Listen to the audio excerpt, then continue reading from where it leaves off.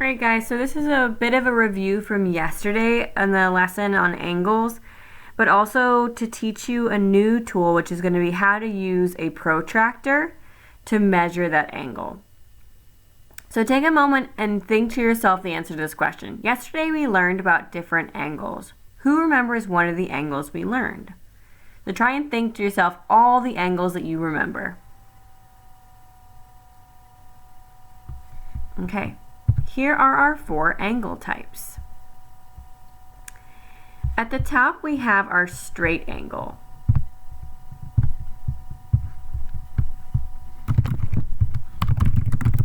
And that is going to be exactly 180 degrees.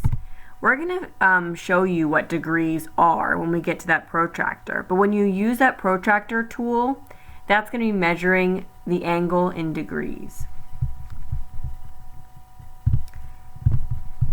Then this angle is called a right angle. That's going to be like you're sitting upright in a chair, and right angles are always exactly 90 degrees.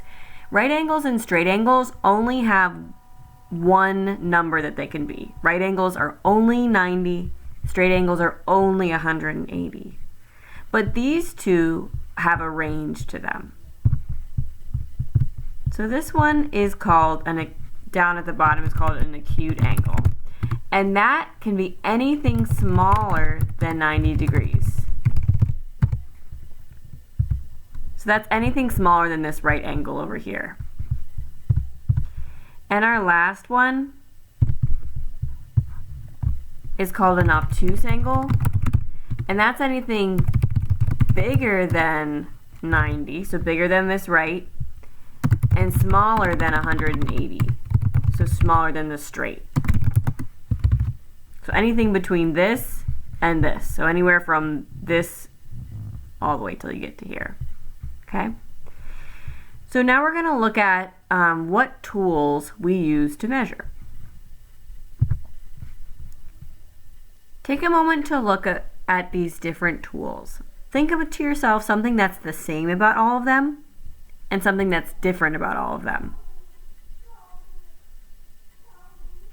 So you might have noticed that something that's the same is that all of these have little lines, that it's telling us an amount. Most of them have numbers, right? That's telling you how much of something that is.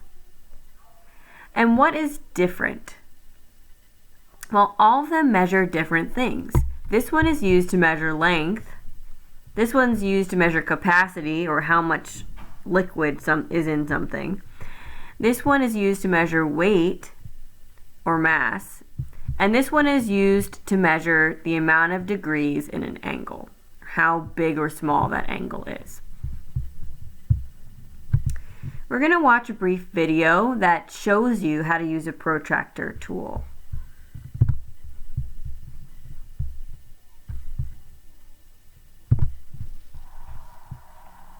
How do you measure an exact angle opening using a protractor? I know rulers have a 0 point and markings on them, as does a protractor. But what do you do when you've got an amount that isn't a multiple of 10? I've seen these belt loaders at airports adjust to different angle heights based on the planes they are helping fill. I wonder what angle opening that really is. In this lesson, you will learn how to measure an angle opening that isn't a multiple of 10 by learning how to read protractors precisely. Let's review. The corner of a sheet of paper is useful when estimating whether an angle is acute, right, or obtuse. A protractor is a tool used to measure angle openings. It has markings showing a circle divided into 360 equal sections. When measuring the angle opening, align one ray so that it is pointing to 0, and follow the protractor until you reach the amount the second ray is pointing to determine your angle of measure. So in this case, our corner measures exactly 90 degrees. When measuring an angle, it is important to estimate first. Using that corner sheet of paper, if it aligns perfectly, we know we are dealing with a right angle or 90 degrees. If the angle opening is less than the corner, it will be an acute angle, less than 90. And if the angle opening, like this yellow hexagon, is greater than the corner, it's going to give us an obtuse angle larger than 90 degrees. think about that belt loader again. We know that the height can vary depending on the size of the plane, and so this belt can either increase or decrease the angle. But if we picture this angle here with our corner paper, we can tell that angle opening is less than 90. So when we're reading the protractor, we should expect to see a number that is less than 90 degrees. It's always an important thing to do just to make sure you're in the right ballpark. So now we're going to align the protractor so that the center of it is at the vertex of our angle. The circles at the corner. One edge so that we can see the zero marking. Have our second ray, and this time we notice that our angle is acute, but it's falling between two sets of numbers. It's not exactly at 20 and it's not exactly at 30. It's somewhere in between. So what we need to do is look where we began at 0, move to the 20 mark, and then count how many 1 degree lines there are past the 20 degree spot. And we can see then our ray is pointing to the 23 degree mark. Let's take a look at another example. How about this comfy recliner? If we take a look at the seat as being 1 ray and the back a second, first, do our estimation. We can recognize that that angle opening is greater than the corner of paper, so we should expect a number larger than 90. It's an obtuse angle. And now we have to remember when we're aligning our protractor to make sure that 1 ray is pointing right at 0. And here again, then our second ray is falling between the circles lined up with a corner. Numbers.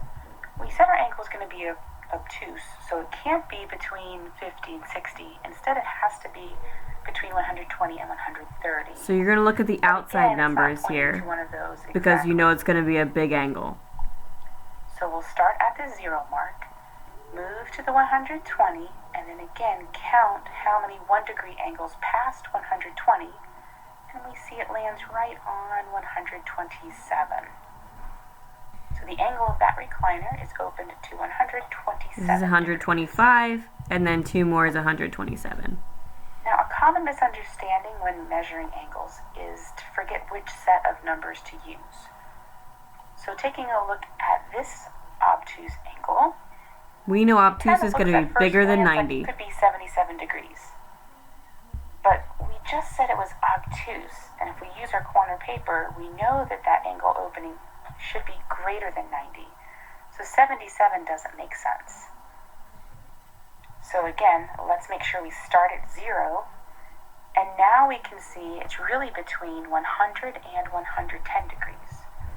So maybe 107 instead of the 77. So you're going to look at the inside numbers here because you know it's an obtuse angle. We've angle. got to start at 0 again. And if we take a look, that green ray isn't halfway between 100 and 110. It's actually closer to 100. So there's 3 1 degree angles past 100. It's measuring exactly 103 degrees. In this lesson, you have learned how to measure an angle opening that isn't a multiple of 10 by learning how to read protractors precisely. Okay, so the biggest thing that she talked about in that was telling the difference between the inside numbers, when to use the inside numbers, and when to use the outside numbers. So the biggest thing to remember is that if it's an obtuse angle, it's going to be bigger than 90. If it's an acute angle, it's going to be smaller than 90. So I want to look at the numbers and figure out which one matches that. So I'm going to start by looking at this angle. And I see since it's big, it's bigger than 90, right? It's bigger than upright, that corner of the paper. This is going to be an obtuse angle. So I already know that my angle amount is going to be bigger than 90 degrees. So I see 2 sets of numbers here. Like around 50 to 60 or around 120 to 130. 50 to 60 doesn't make sense because that would mean it was an acute angle. It'd be smaller than 90.